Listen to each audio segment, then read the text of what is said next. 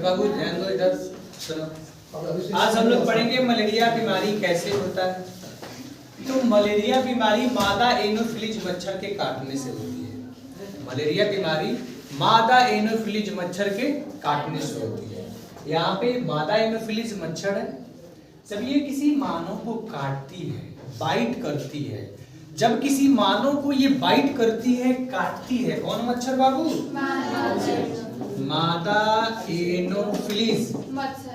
मादा एनोफिलीज मच्छर जब किसी मानव को काटती है तो प्लाज्मोडियम जो होता है ना, इसके सलाइवरी ग्लैंड के पास होता है ना, लार ग्रंथि के पास बहुत सारा प्लाज्मोडियम का स्पोरोजोइट क्या रहता है? स्पोरोजोइट। ये क्या है? स्पोरोजोइट है। स्पोरोजोइट किसका स्पोरोजोइट है? ये प्लाज्मोडियम का। किसका स्पोरोजोइट है? प्लाज्मोडियम का।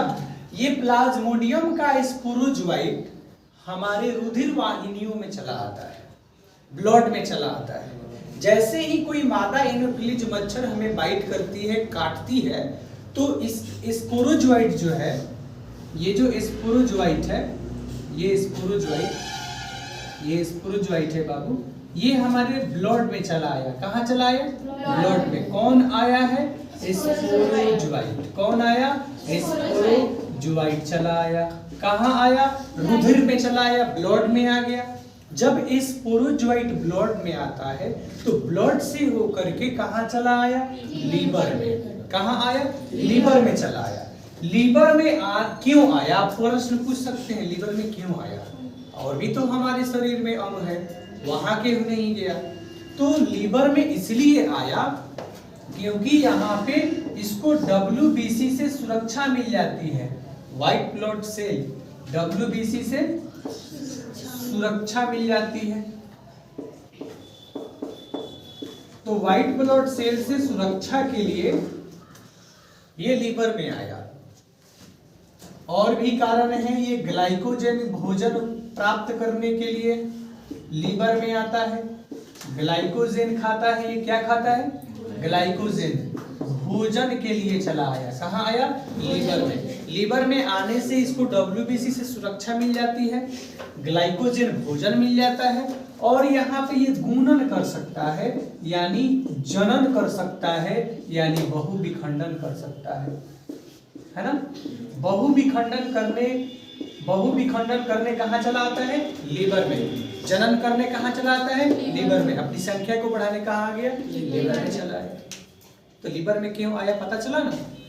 क्या क्या मिलता है इसको? WBC से सुरक्षा मिलता है, ग्लाइकोजन भोजन मिल जाता है, और यहाँ पे ये बहुविखंडन कर सकता है। इसीलिए कहाँ चला है? लीवर में। लीवर में आने के बाद अनेक साइजोंट बनाता है। यहाँ पे आकर के ना अनेक साइजोंट बना लेता है। ये स्पोरोजोइट का बदला हुआ रूप है, अलग अलग रूप में चेंजेस होते रहते हैं। ये स्पोरोजोइट से साइजोंट बना लिया, ठीक है। साइजोंट बनाने के बाद फिर एक स्टेज पूरा करता है। अब ये क्रिप्टोजोइट बना लेता है। साइजोंट फिर किस में बदल गया? क्रिप्टोजोइट में। किस में बदल गया? क्रिप्टोजोइट में बदल गया, है ना। किस में बदल गया बाबू? क्रिप्टोजोइट में बदल गया। तो ये क्रिप्टोजोइट है। क्रिप्टोजोइट। अब क्रिप्टोजोइट जब विकसित होगा ना तो मेटा क्रिप्टोजोइट बना लेता है। क्या बना लिया? Meta cryptozoite. देख लो क्या बनाया बाबू? Meta cryptozoite. क्रिप्टोजोइट विकसित होकर क्या बनाता है? Meta cryptozoite. क्या बनाया? मेटा क्रिप्टोजोइट का निर्माण कर दिया। फिर से सुनिएगा, जैसे कोई मादा एनोफिलीज मच्छर में काटती है तो प्लाज्मोडियम का जो स्पोरोजोइट होता है वो हमारे रुधिर वाहिनियों से होकर के, ब्लड से होकर के लीवर में आता है। लीवर में आने के बाद अनेक साइजोंट बनाता है। साइजोंट विकसित होकर के क्रिप्टोजोइट बनाता है, और क्रिप्टोजोइट विकसित होकर मेटा क्रिप्टोजोइट बनाता है। अब मेटा क्रिप्टोजोइट जो होता है ना, ये दो भागों में बटा होता है, दो प्रकार का होता है। एक होता है छोटा मेटाक्रिप्टोजोइट और एक होता है बड़ा मेटाक्रिप्टोजोइट। मेटाक्रिप्टोजोइट है ना, इसके दो भाग हैं, एक है छोटा और एक है बड़ा। जो छोटा मेटाक्रिप्टोजोइट है ये देखो कहाँ जाता है, ये चला जाता है आरबीसी पर। कहाँ चला गया? आरबीसी में चला गया। और आरबीसी में जाने के बाद इसमें जो हीमोग्लोबिन होता है, हीमोग्लोबिन को क्या करता है? नष्ट कर देता है। हीमोग्लोबिन में ग्लोबिन जो प्रोटीन होता है उसको खा जाता है, नष्ट कर देता है और हीमोज्वाइन पदार्थ स्रावित करता है ना। हीमोज्वाइन पदार्थ स्रावित करता है। ये हीमोज्वाइन पदार्थ एक प्रकार का टॉक्सिक है, विषैला पदार्थ है। हीमोज्वाइन पदार्थ जब स्रावित होता है ना तो कंपन के साथ तेज बुखार आने लगती है, जिसे हम लोग जाड़ बुखार कहते हैं, है ना। तो कंपन के साथ तेज बुखार आना शुरू हो जाता है। कब? जब हीमोज्वाइन पदार्थ रिलीज करता है तब, है ना। कंपन के साथ तेज बुखार, कंपन के साथ तेज बुखार आना शुरू हो जाता है, तेज बुखार। ठीक है, देखिए फिर से सुन लीजिए बाबू। जैसे कोई मादा एनोफिलीज मच्छर हमें बाइट करती है तो प्लाज्मोडियम का जो स्पोरोजोइट होता है वो हमारे रक्त से होकर के लीवर में आता है। लीवर में आने के 3 कारण हैं। लीवर में आता है तो डब्ल्यूबीसी से सुरक्षा मिल जाती है, लीवर में आता है तो ग्लाइकोजन भोजन मिल जाता है, लीवर में आता है तो गुणनीय बहुविखंडन कर लेता है वहां पे, है ना। तो जैसे ही स्पोरोजोइट लीवर में आता है तो अनेक साइजोंट बनाता है। अनेक साइजोंट बनाने के बाद ये जो साइजोंट होते हैं वो विकसित होते हैं तो क्रिप्टोजोइट में बदल जाते हैं। क्रिप्टोजोइट जब विकसित होता है तो मेटाक्रिप्टोजोइट का निर्माण कर लेता है। मेटाक्रिप्टोजोइट 2 भागों में बटा होता है, छोटा मेटाक्रिप्टोजोइट और बड़ा मेटाक्रिप्टोजोइट।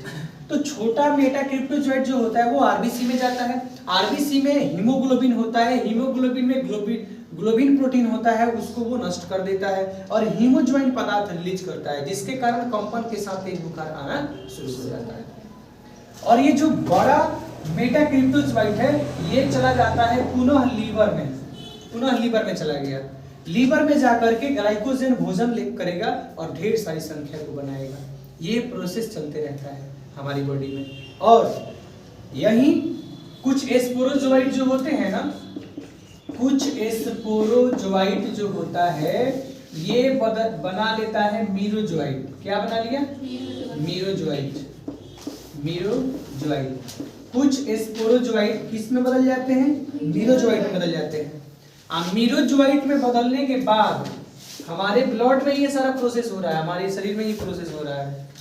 मीरोजोइट में बनने के बाद ये युग्मक बना लेता है, प्लाज्मोडियम का युग्मक बन जाता है हमारे ब्लड में, युग्मक बन जाता है। युग्मक, नर युग्मक और मादा युग्मक, गैमिट फॉर्मेशन कर लेता है, मेल गैमिट और फीमेल गैमिट का निर्माण हो जाता है। तो ये नर युग्मक भी बना लेता है और मादा युग्मक बना लिया, नर युग्मक भी बना लिया और मादा युग्मक बना लिया। देखो अगर मान लो कि मैं मलेरिया से इन्फेक्टिव हो गया हूँ, मुझे मलेरिया हो गया है, तो मेरे ब्लड में ये जो मेटाक्रिप्टोजोइट है ये मेरे आरबीसी पर आकर के हीमोग्लोबिन को नष्ट करके और हीमोज्वाइन पदार्थ स्रावित कर रहा है, जिसके कारण मुझे कंपन के साथ तेज बुखार आ रहा है। तो मलेरिया से मैं पीड़ित हो गया और मेरे ब्लड में ही कुछ स्पोरोजोइट मीरोजोइट बना करके युग्मक बना लिया। किसका युग्मक बनाया? तो प्लाज्मोडियम का युग्मक बनाया और वो युग्मक नर युग्मक है और मादा युग्मक है।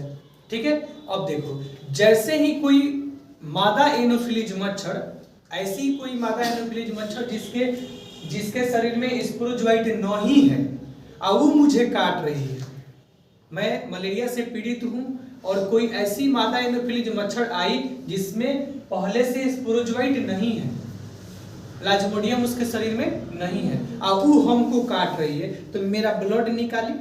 तो मेरा ब्लड जब निकाली तो उस ब्लड में क्या चला गया? युग्मक चला गया। क्या चला गया? युग्मक चला गया। कौन कौन युग्मक? नर युग्मक और मादा युग्मक। जब ये दोनों युग्मक चला गया मच्छर के शरीर में, किसके शरीर में बाबू?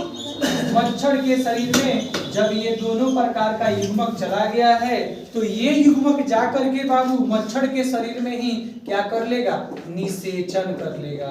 क्या कर लेगा बाबू, निषेचन कर लिया, फर्टिलाइजेशन कर लिया। जब ये निषेचन कर लिया तो निषेचन के बाद ये जाइगोट बना लेगा। क्या बना लेगा, जाइगोट बना लेगा, यानी युग्मनज का निर्माण कर लेगा। ठीक है, और युग्मनज बना करके और ढेर सारा स्पोरोजोइट बना लेगा प्लाज्मोडियम का।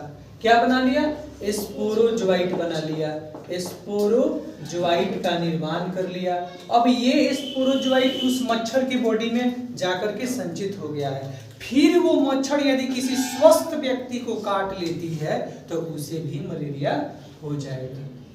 इस प्रकार से मलेरिया का जो चक्र है या जो प्लाज्मोडियम का जो लाइफ साइकिल है वो मानव से किसमें, मच्छर में, और मच्छर से किसमें, मानव में आते रहता है और ये चलते रहता है। इस प्रकार हमारे शरीर में मलेरिया बीमारी उत्पन्न हो जाती है ना, और मलेरिया के लक्षण हमारे शरीर में दिखने लगते हैं। इसके बाद हम लोग पढ़ेंगे मलेरिया के लक्षण क्या होता है, नियंत्रण क्या होता है और रोकथाम क्या होता है। ठीक है, इतना समझ में आ गया।